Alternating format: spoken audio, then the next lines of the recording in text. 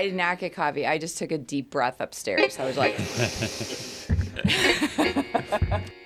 is that good enough? Good enough for you. So we didn't really talk a lot about this. So thanks for agreeing to do this. Yes. Yeah. I always got curious to like do a little bit of prep, but I left it at the snippet that you showed me. And Nice. Perfect. Yeah. Okay. So welcome to In the Act. My name is Erica Hunsinger. This is a radio program on process in the creative life. Creativity does not just start and stop with artists. We all make aesthetic or guiding decisions. Our aim is to talk through the process and investigate how we choose to express ourselves and live creatively. We're connecting with people about their lives, and that's the subject of our show. Broadcasting from Mead Public Library in Sheboygan, Wisconsin on Mead Community Radio, I'm Erica Hunsinger, and this is In the Act. And today's guest on In the Act is Dan Weiss. hello, hello. Thank you for having me. Thanks for being here.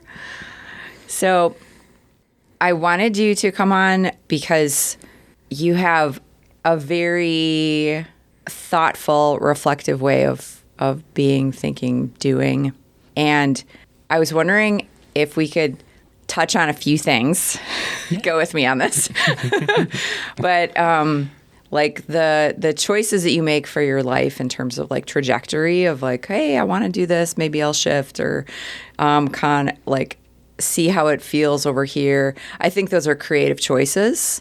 Or I see that as very creative choices, but you also have this other link of core thread through you that's you're a musician and you have this process of creating music or sound.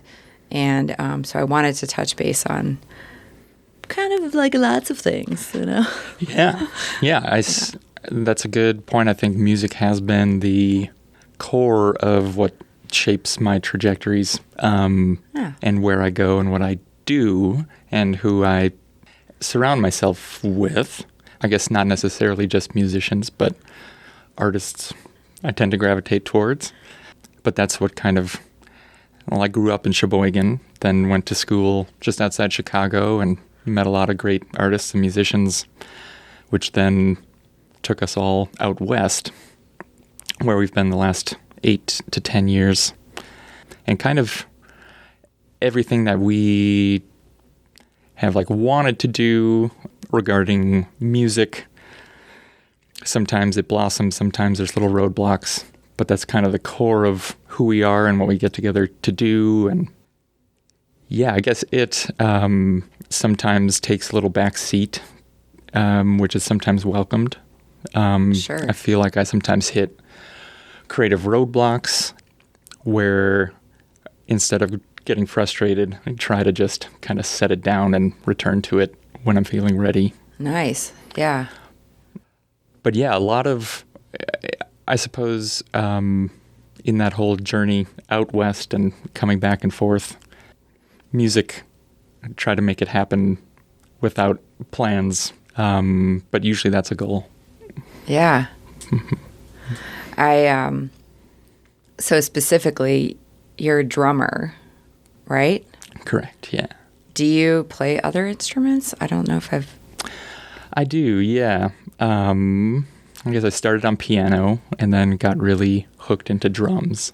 I think some of the Sheboygan parades actually like really got the rhythm energy going. That's right, because you were in drumline or something, right? I was, yeah. That's so cool. Yeah, one of the original members, I guess. Really? Yeah. Wow. Mm-hmm. That's awesome. I didn't know there was an original member of drumline. Well, yeah, it was all student created. Oh, unaware. Mm-hmm. Student choreographed, student led. Wow. Might be a little different now, but I bet it's pretty similar. Cool. So, so piano, then drums. Piano, drums. I played guitar quite a bit in college, but I've set down the guitar for a while. I'm kind of looking forward to whenever that comes back around for energies. Interesting. I've been playing bass a lot more. Interesting. Been getting Do you into... think that bass and drum feel alike? Definitely. Yeah. The importance of drums and bass, of placement of the rhythm and the feel. Right. Hugely important. Yeah. And interesting to me. Yeah. I almost think I shy away a little bit from some of those lead out front roles because I love rhythm so much and want to just be that bedrock. Interesting. Yeah. Yeah. That makes sense. I totally understand that. Mm-hmm. You get to navigate and kind of hold and steer when you're the percussionist, I think, or bass or drums, right? Yeah. Maybe a little. I mean, if we're talking like what are the psychological elements of that? That's interesting because I definitely drums with knowing other people that have similar kind of performance anxieties, sometimes more so, sometimes not present at all, but the drums are kind of there's little pieces to kind of hide behind. Oh, sure. Where yeah. it's like just enough to just feel really comfortable. Sometimes you're kind of like set back in the stage and you can just go at it without feeling like there's a microscope on you. Sure. Do you have performance anxiety about being on stage, or are you past that now? Or mostly past it, yeah. Yeah. Yeah. And I guess it almost kind of like was more in the middle of my maybe performance career at this point where anxiety creeped in a little more. Interesting. Mm-hmm. But yeah, I think I'm mostly past it. Yeah. Comfortable with the people I play with, typically. Not a comfort in knowing exactly what we're going to do or how well it's going to go, but a comfort in being with people I love and friends. And right. That trust. Yeah. Yeah. It changes then how you can be. Mm-hmm. I guess with anything that's or just you're going to give it your best shot, and that what is, and the sounds that are made are what are heard, and right, because it's in the present. It's not being recorded to edit or change when you're performing. It's just so you have to let go of some of the imperfections, embrace some of the imperfections, laugh at some of the imperfections, and you can't even like hold on to the perfections then either. Like everything is this transient or transitional kind of art form. Absolutely. I feel like that was maybe what heightened my anxieties at some points of like having an idea of exactly how it should go. Sure. And maybe little frustrations if it didn't go exactly that way. Sure. But yeah, I feel like I'm much more at peace with just getting out and doing it, and what happens, and usually it's surprising for the better. Nice. and happy to have done it. Yeah. Mm-hmm. And so you're currently playing out in a band? I'm currently in a band. We haven't played out much just with all the pandemic things. Good point. But actually, like my pandemic pod people, we've been continuing to play. A number of them have gotten married over the last couple years. One of the weddings right in the heart of last summer during lockdown and everything. Wow. So they only had like the 8 or 10 of us there. Wow. But so we've been playing some music for some of those events. Oh, that's great. Yeah. Just fun, silly covers mostly. Yeah. Which changes then your experience of playing with them if you're also celebrating important points of their lives as well. There's a enhanced or enriched experiences underneath those as well that connect. And, the pandemic pods are an important, like, life-saving, psychologically, emotionally experience, I think. So absolutely. I felt lucky to have had people to still be careful around and share our experiences. Yeah. And then want to, provide an especially good musical gift. Yeah. Yeah. Curated Totally. especially for them. Yeah. I love that. I was wondering if we could circle back around to what did you say? When you have a roadblock? Like a creative Yes. roadblock? How do you know it's a roadblock? What happens? Can we like kind of tease through it a little bit? I'd like to would try that to be figure it fun? out too. Yeah. All right. Like, how do you know that let's choose an instrument. Like, is it with drums? I guess it's kind of happened here and there on anything I have tried to do creatively or Okay. focus on. I feel like I'm largely a collaborator. Yeah.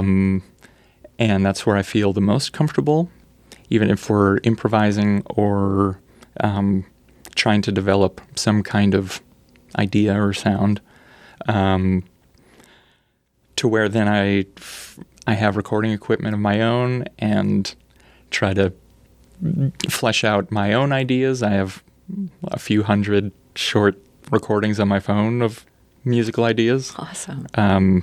Probably 10 years worth. Wow.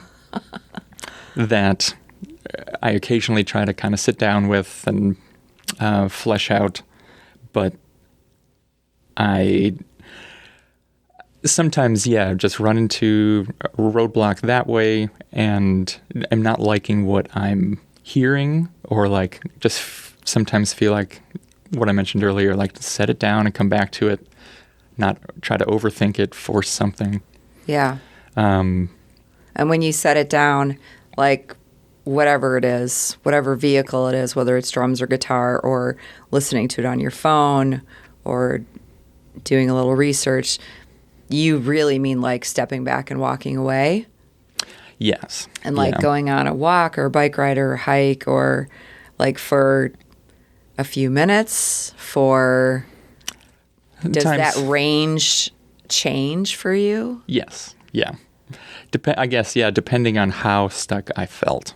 Yeah. Or the ideas that I'm trying to lay down versus what's coming out. If it's further away from what I'm wanting, it'll be a longer pause. Okay. Yeah. I feel like sometimes it's a limitation with proficiency on an instrument, to where I maybe even subconsciously spread myself too thin sometimes in my interests and instruments that I like to play.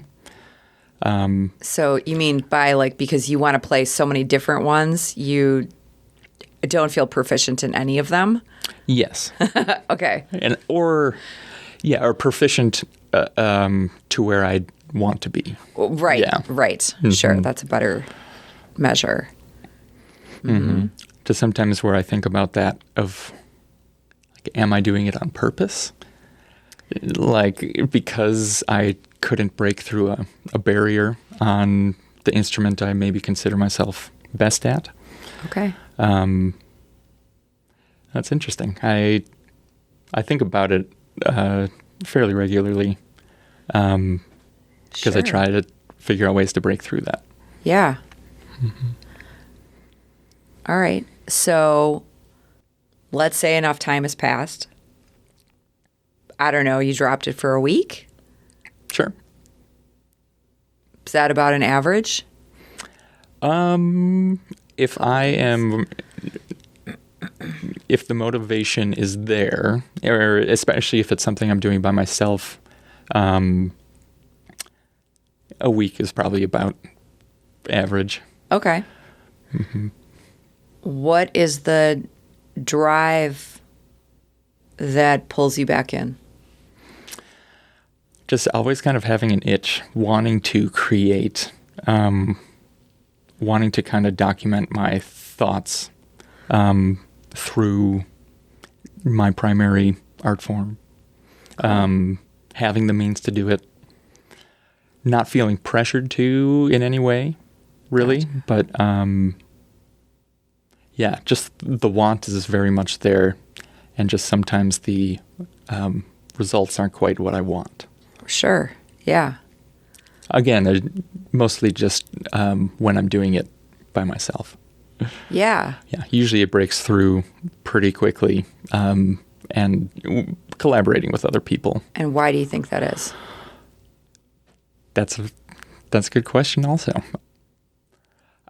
Probably because most of the collaboration is improvisation, or we're improvising to try to reach some kind of structured idea.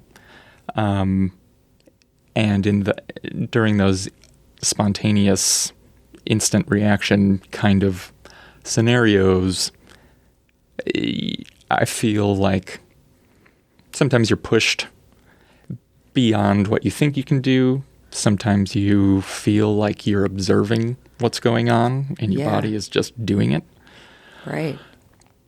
Yeah, it just kind of taps into another level of you're being fed all of this information, or they are waiting to play based on your musical information, and it usually is not what anyone expected.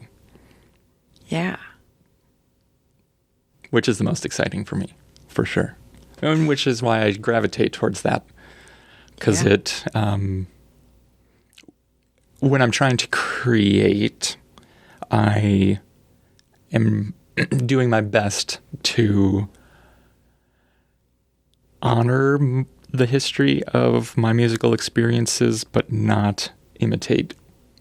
Just trying to find new sounds, new ideas. I'm not too interested with the old unless it's almost brought in as just a conversational piece within that improvisation. Like it could even be a joke if you referenced some old kind of riff or something that sure. Right. comes out of left field but places perfectly in what you're doing. Yeah. Oh, that's great. Yeah, much more a conversation.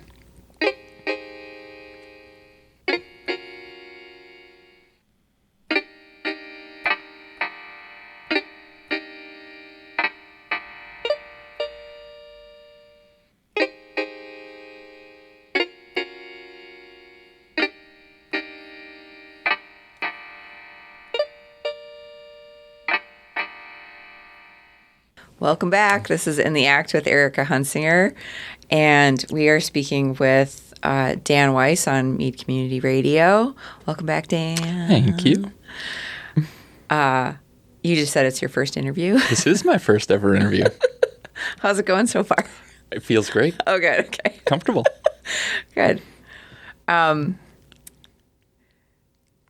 So I love talking through this creative process with you and improvisation and like the jokes that can happen. I think that sometimes music is so there's a solemnity or something, like there's such a seriousness when we think about particular art, not just music, but I think with lots of art forms, like it's a serious formal thing.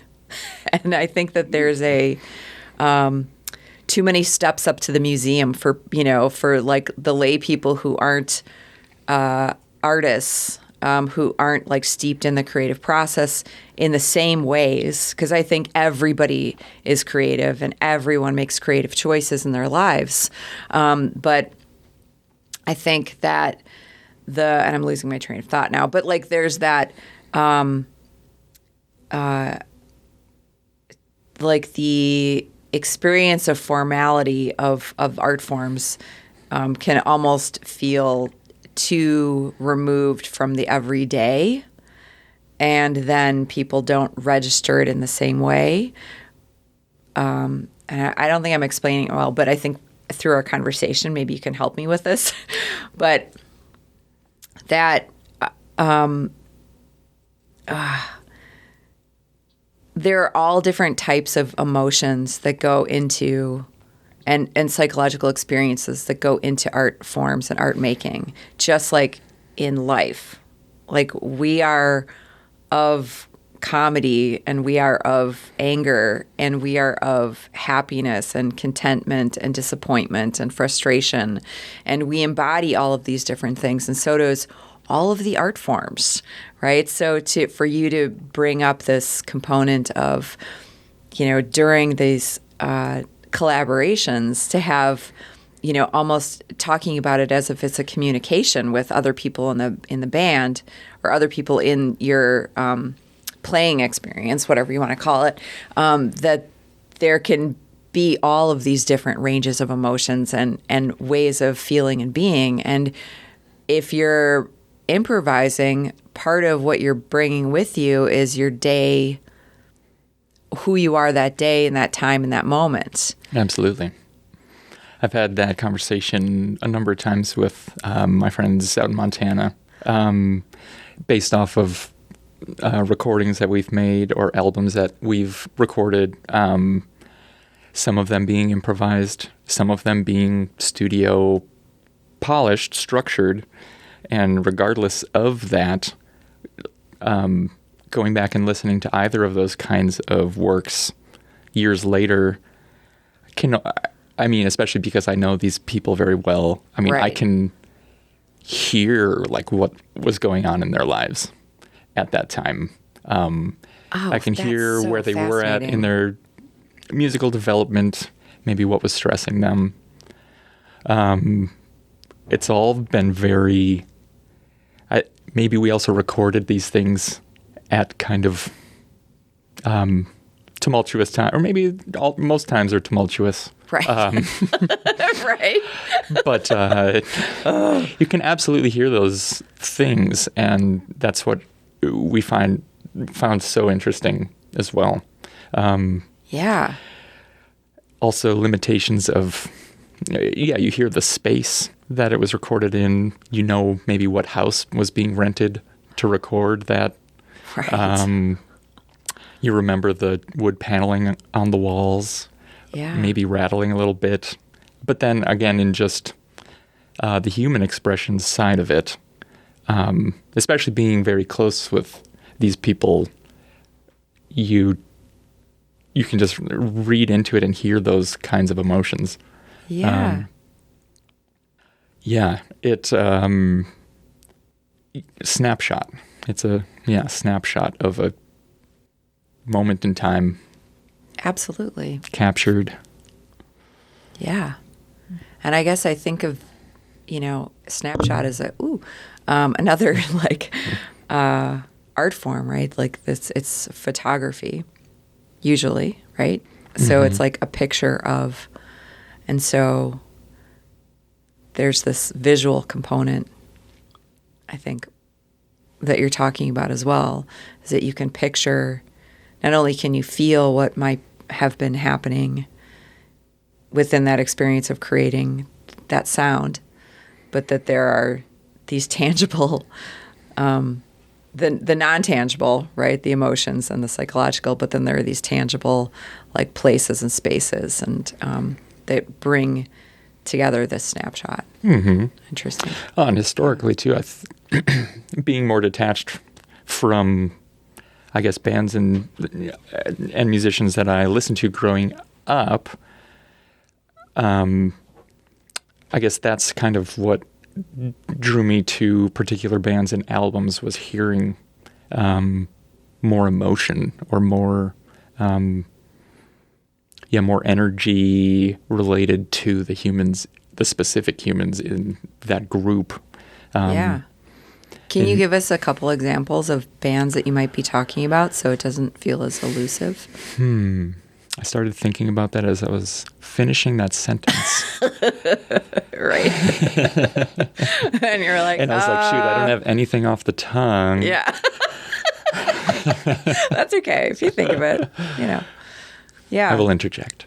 But I guess what I was thinking about as I was saying that was maybe going to see bands later in their career, or maybe even seeing them live versus in the studio where they maybe had a bunch of other musicians.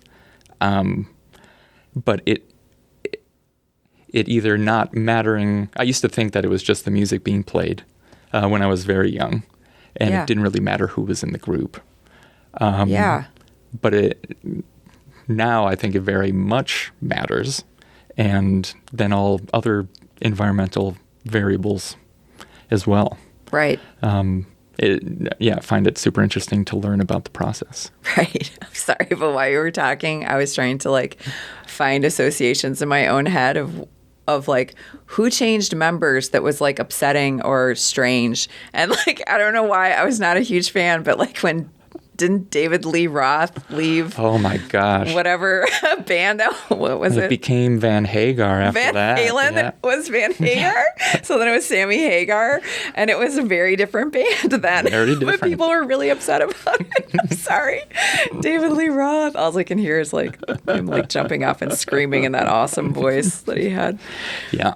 But makes a huge difference. Yeah. I think that was the most obvious one that like Yeah. catapulted into my head. Or even if we saw Van Halen playing at Brat Days and David Lee Roth made an appearance again, he's not going to be doing those splits or screaming as high or even coming close to giving anywhere near the energy No. that they did in their heyday. Right. So to me, it's like, why bother, I guess. Really? Yeah. Interesting. Maybe as a patron, it would be kind of why bother going unless they were just my absolute favorite. Right. I guess there's been groups that have come through Missoula, Montana, which is where I live. Like Paul McCartney played there a few summers ago. Wow. Neil Young, he's actually one that I would have really liked to see. Oh, sure. But I guess there's all sorts of other variables involved with that too, of like cost is usually astronomical. Yeah. You're in an arena in the nosebleeds. Yeah. And then you're Not just a good seeing someone experience kind of for me. running through more often than not, you're seeing someone running through the motions. Sure. Yeah. Because it's usually older stuff. And that's probably what the clients want to hear then, too. Exactly. Like, I would love to hear Hall & Oates in the 70s. That would be super exciting. I've heard that there may be...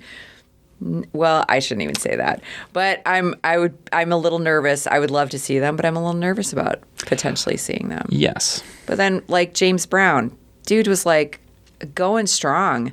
I don't like think he 3-hour would've slowed down. shows. Yeah. Like throwing it down until like he almost, till he died. So, I don't know. Johnny Cash, amazing. Like, I don't think that he was going through the motions No, in the same I don't way. think so. There's like a different intent or it's hard. I think once you get, music in that way is really hard. That's a really interesting point because if you mean you're going through the motions because you're playing the same songs like for 30 years, the same song, like Well, it's just a product at that point. right. And I'm not saying there's anything wrong with it. Just personally, I'm not interested. Right. And then to make it interesting to the self, to the artist, you have to deviate a little bit from the original, which then the fans don't want to hear the deviation because it's not what they need to hear, that particular note or tone or sound The exact guitar rhythm, solo. guitar solo, Yep. right. Any of those pieces. Yeah. Which is probably what drew me away from being all that interested in pure pop music in general. Or I guess in my Because own... it doesn't transform? Because Yes. it doesn't allow you 'Cause to it's- transform?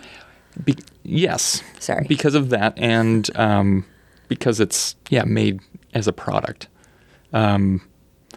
They chose their person to sing it or maybe not sing it, and have made all of these creative decisions from a production standpoint that the performer really might not have anything to do with. Interesting. I guess in my own journey playing too, I guess as I was learning to play instruments in high school. That's kind of what I did as well. I imitated bands and musicians that I really liked and learned skills and techniques and played their songs. Yeah, I think that you have to do that, though. That's part of training and educating yourself, and you try on these things. Sure. Mm-hmm.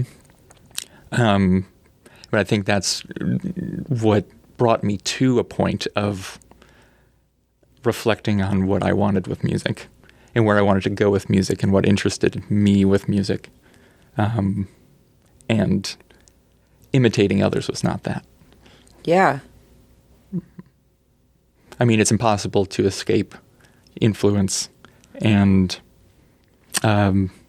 imitating sounds or ideas that you really love that made you gravitate towards certain musicians. Yeah. Or art in general. But I'm sorry. But I just don't want it to sound exactly like that. Of course not. Yeah. But, what we do, anything that we do creatively, anything in who we are, nothing's created in a bubble. We're constantly influenced by our surroundings and what we learned and bring with a whole host of experiences and listening and songs with us. Absolutely. And back on the snapshot idea too, you could almost, and knowing my friends at the time, another component of that was I could kind of like hear the albums that they were frequently listening to around those times. Wow. And I'm saying they, myself as well, all of us. Yeah. Yeah, just part of it. Sure. What your influences are. Sure. In the moment, being maybe that, holding that much more weight in your creativity and production. Yeah.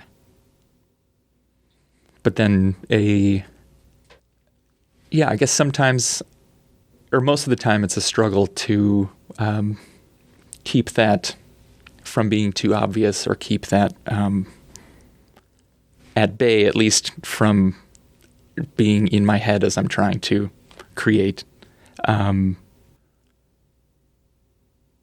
lost the second half of that sentence. That's okay. But, well, this happens a lot on the show. I just want to let you know, so don't feel bad, because we're talking about creativity, and because creativity stems and comes from so many different places, that it's not a linear thing, and that it's being formed as you talk. It's not linear. That's why I staccato most of the time. Blah, blah, blah, blah, blah, blah.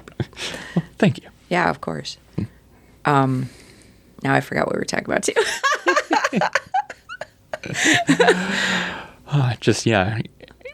Resisting obvious, resisting sounds of your influences infiltrating your creativity, but knowing that it's futile, and just trying your best to put the most original spin you can. Yeah. For sure. Could you tell the listeners too what you mean by improvisational? Yes. Improvisational, just meaning there was really nothing discussed about maybe what instrument you're even going to play or anything about what's about to happen. However many people, maybe just one, or two or three or more, sit down in a room or different rooms, or just basically absolutely no structure, starting to play and trying to make it a cohesive piece that has some sorts of shape to it in maybe having a beginning and an end feel, and maybe a climax in the middle, like a lot of music has. But no defined anything. Just playing and reacting and complementing, experimenting with when to kind of step out front and have a more lead kind of role or voice. really learning. Yeah, it's a musical conversation without any traditional conversation about it. Yeah. And trying to create something that you enjoy, that pushed you out of your comfort zone. But I guess the goal is to kind of create a cohesive piece that is similar in ways to historical music composition. Interesting. But completely different in that you don't write any of it down. You don't talk about it. There's not a score. Mm-hmm. I suppose improvisation could be talked about too. Yeah, I was wondering. And I guess this is our primary form of improvisation. There's all sorts of, similar to improvisational acting, there's prompts you can use. Right. You could draw abstract musical scores. Which, yeah. You can do anything to kind of maybe nudge something along. Right. Because a lot of traditional musicians are very intimidated by the idea of improvising without some sort of prompt or some sort of, well, what are we going to do?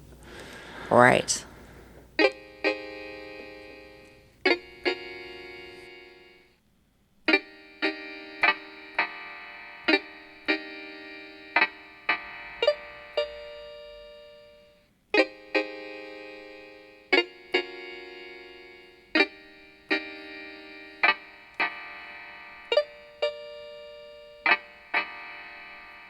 Welcome back to In the Act. This is Erica Hunsinger. We're speaking with Dan Weiss. Hello again. Hello. I kind of want to stick on this point because I find this really interesting, and I think that our listeners will too. It's also, I think, really educational. Talking about improvisation, I think a lot of people retract or have a reaction like, oh, it's that stuff. It's cacophonous. And I don't like it's tall. I want a song structure. Yes. And I relate to it because as an abstract artist, there's also this like, where's the map? What is the association? What was going on? Oh, I can see a face. Yeah, I can see a face in it, right? Like they want to attach some sort of meaning that places it into a real world that they can relate to. It's safer that way. Honestly, I feel the same way in some ways, right? Like we want to have things that we can feel connected to, that we can make associations to, and sometimes we want to be given those directions. I find that my pieces work better not find that they work better, but once I create a piece, a painting, people appreciate having a title for it. So they know at least somewhere to go. It's interesting. It's sort of like giving them a little bit of a roadmap. Like, okay. Do you mind if I... Sorry. Go. Do you mind if I ask if you try to tie titles of your pieces to an emotional or visual relation, or do you kind of appease? And maybe just like, all right, you want a title, here's the title. I did an art show in Chicago, and I didn't title any of my pieces. And hardly anybody, like the thousands of people that walked by, I hardly looked at them and walked away. And it was a weekend show. I think it was Around the Coyote is what it's called. And the next day I went back and I titled all of them.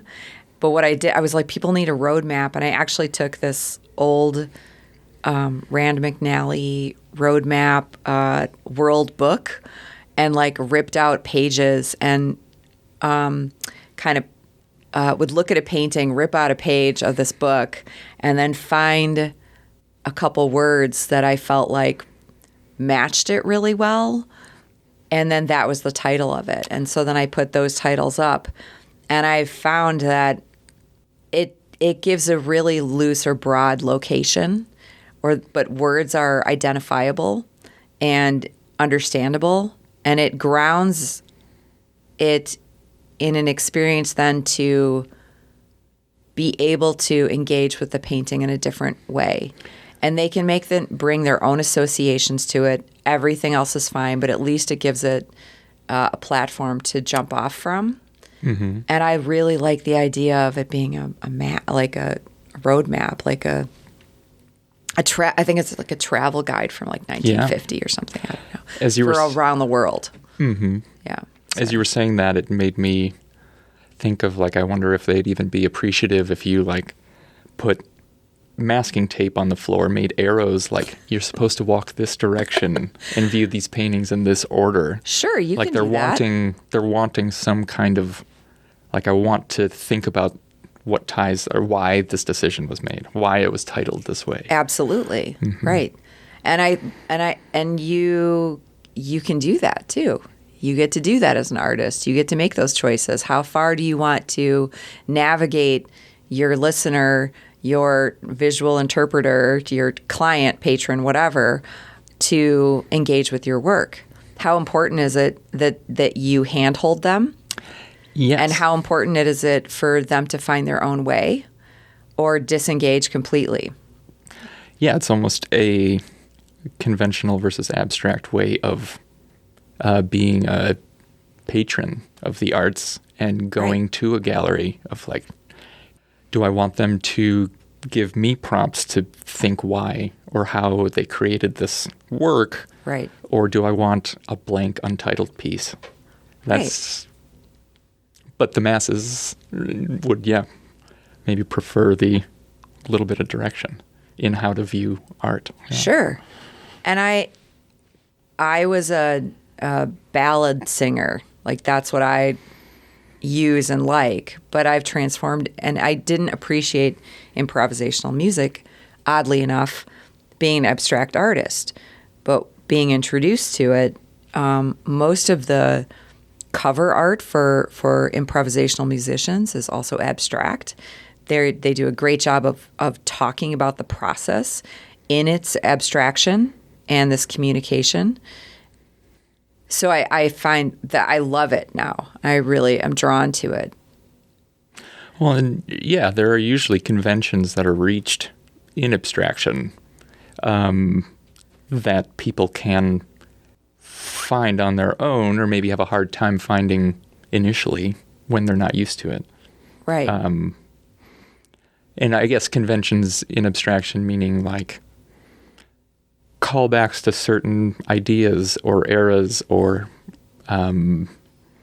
sounds that maybe was only a blip, maybe was given more time, but it's going to be there somehow. Right. Conventions, as you were talking about the art and it needing to hold some kind of abstract art needing to hold some kind of traditional convention. I was thinking about musicians and our education system and how conventions are really all that's taught. Yes. Unless you are going to higher ed and seek it. Right. So most people stop playing their instrument at age 18. Right. It maybe collects dust or they got rid of it. Hopefully one day they get some kind of spark, whether it's just to play it conventionally again or they're nudged by someone else to join a rock band or do something. Right. Yeah. But getting young musicians to find that spark to really figure out why they love music, and that it's not just this science to be practiced. Yeah. And in those ways, they've been given sheet music their whole life. They've been told their finger positioning, like everything this is exactly how you do it. Right. So unless you fell in love with that, you're probably going to put it down once you're not being graded on it anymore. Right. And don't have an interest to pick up the version of it that you remember. Right. And then how do you sprinkle in creative engagement with musical instruments? You should be taught the basics and understand how to do at least baseline things. But then where's the instruction on allowing self to emerge in a different way? Mm-hmm. And maybe that crosses all sorts of things in our educational system, is that this is the right way, and this is the way you do it.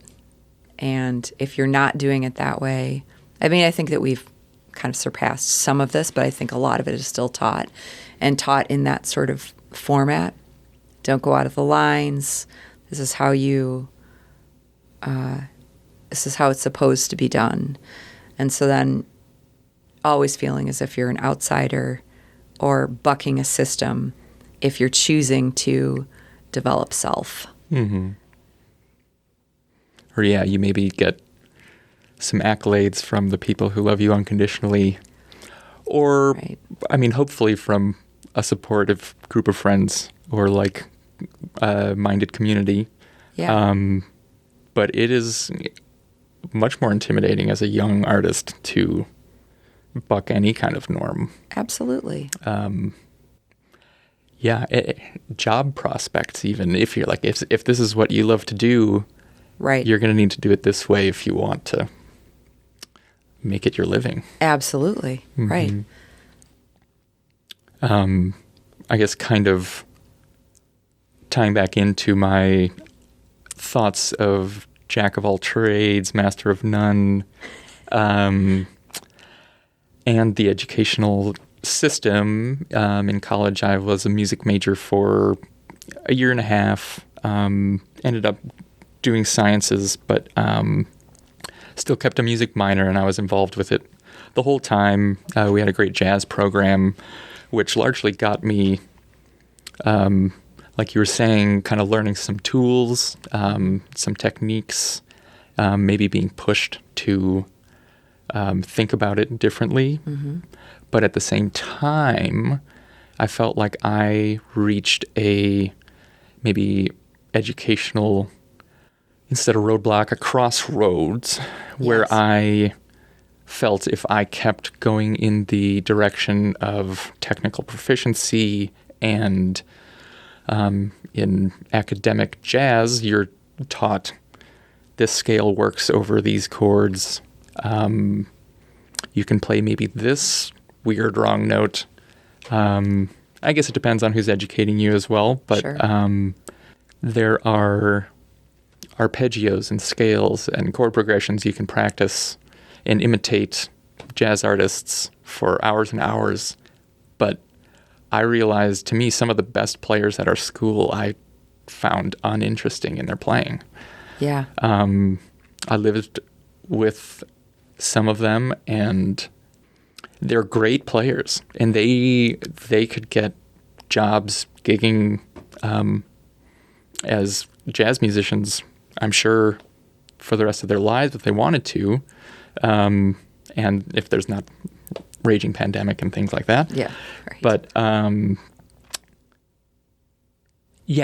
would just hear them practice their solos and what they would play, what they were going to be playing at the upcoming jazz show, and they would play that exact solo. So it, to me, was a very, very structured improvisation. They're allowed to play what they want, but they're playing very conventionally within that. Interesting. Sure. To the point where it kind of made me take a step back and think about what I liked about my playing, and a lot of things happening maybe by chance in some ways, or obviously things were set up so that there was a better chance that things could happen, not purely by chance. Absolutely. But I was not liking what I was playing when I was getting into more advanced academic jazz. And so I pivoted, and I could sometimes aspire to be able to play with some of the technical proficiency that a lot of those jazz cats could and still do. But I preferred to reach it if I get there in a different way, a different path. Different route. Because I was leery of too much education and too much technical conventions inhibiting my playing and the self component, because you're kind of ascribing to what people like to hear when jazz is being played, or people have an idea of what jazz is, conventional jazz. Right. And the kind of things they want to hear when they hear jazz. Absolutely. Right. I don't think that this is, I don't know what the quote is, but Picasso is heavily trained. Draw the same hand for 6 months, or same bird, or, whatever. And he and a number of other artists were like, now I have to unlearn what I've learned to create what I want to create, like to create myself. And you can see his exquisite technique like flows through as well, but that he also saw it as a burden to get back to a more primitive knowing of self, what does come out and emerge when I let go of my teachings, when I let go of those pieces. Who am I with this medium? And I think that's what you're talking about. Absolutely. Mm-hmm. And it really is for the self, too, to find the self, because you're the one not happy with the way things were going, or the loss of your originality. So it's not like you're not doing it for others. You're not doing it to try to break into some other kind of conventional field. You're doing it for yourself. Yeah. And creating for yourself. And maybe others view it as something they want to consume. Yeah. Or share, or be influenced by. Yeah. I guess that's the end goal. Yeah. Connect. I want to bring in the outside for a moment with you, because that's such an important part of who you are when I think of you, of like hiking and trekking and biking and walking and whatever, being in nature. And we have about 5 minutes left, and I just wanted to, if you could share a little bit about how or what that balance does for you. Yes. So where you like to go. Yeah. Gosh, I could definitely spend more than 5 minutes I know, on this topic. No. Thank you for asking about it. I'm surrounded by nature and mountains, easy access to in Missoula, Montana, and a multitude of different ways to explore it, and endless trailheads and trails to explore. So in my head, I really view that as its own creative and meditative process, because I'm always seeking out new places to go, new high points to look down on the land from, new activities to try to experience the forces of nature. Yeah. Creative ways to go about what gear you bring, how you use it, the route you take. Yeah. To either take in certain sights or animals or flowers, but also maybe to be the most efficient or the most enjoyable way.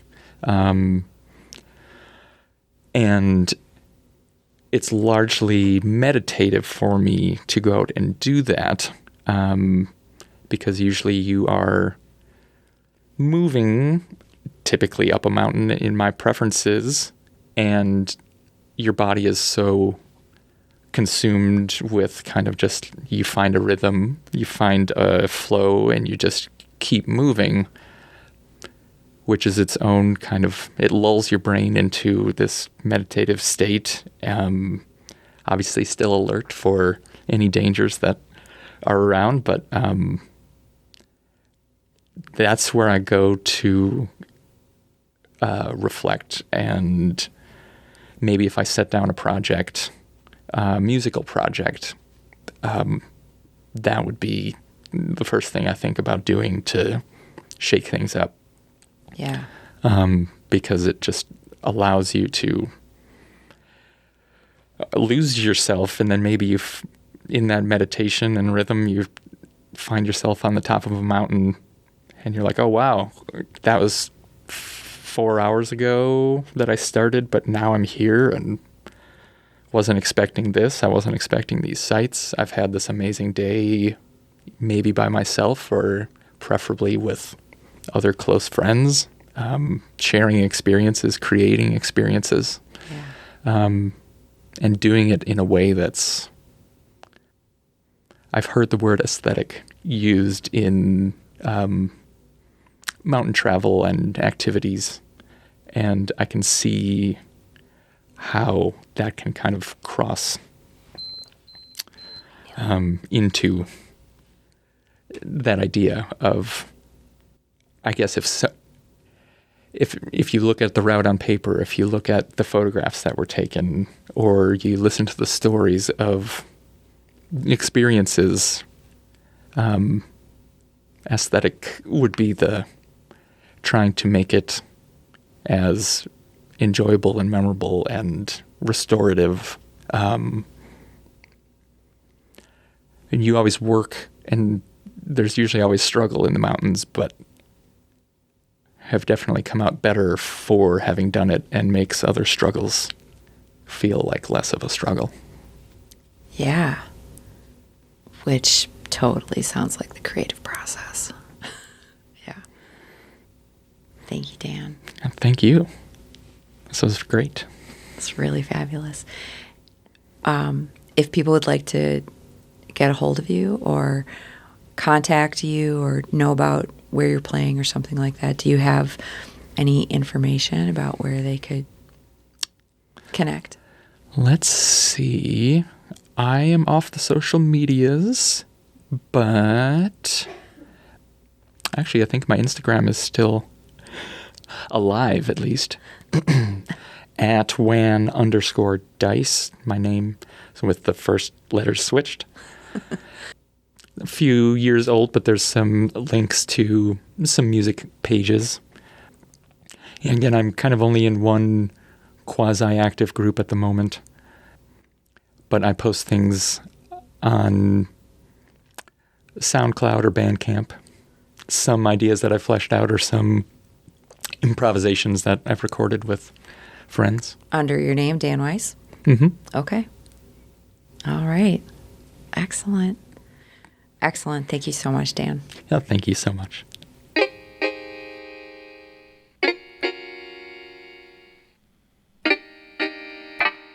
In the Act is produced in the studios at Mead Public Library in Sheboygan, Wisconsin. More information on the web at meadpl.org.